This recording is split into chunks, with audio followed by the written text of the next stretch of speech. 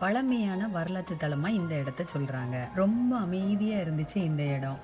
யாரையும் நம்மளும் தொந்தரவு படுத்தாம பார்த்துட்டு போட்டோ எடுத்துட்டு போலாம். ஓய்வு காலத்தை கழிக்கக்கூடிய வயதான மக்கள் தான் இங்க இருக்காங்க. கனடாவில் நான் பார்த்த வீடுகள் எல்லாமே டைல்ஸ், செங்கல் அந்த மாதிரியான ஒரு கட்டுமானத்தை தான் நான் பார்த்திருக்கேன். ஆனா இந்த இடத்துல வீடுகள் எல்லாமே மர பலகைகளை வச்சு கட்டியிருக்காங்க. வெளிப்பக்கமா உடஞ்சி உறிஞ்சி இருக்கிறத நிறைய வீடுகள்ல பார்க்க முடியுது. உள்ள எப்படி இருக்குன்னு தெரியல. மற்ற இடங்கள்ல வீடுகளை பார்த்தோம்னா ஒரு யூனிஃபார்மா இருக்கும். இந்த இடத்துல பார்த்தோம்னா வீடுகளோட அளவுகள் சின்னதாகவும் கலர்ஃபுல்லாகவும் இருக்குது.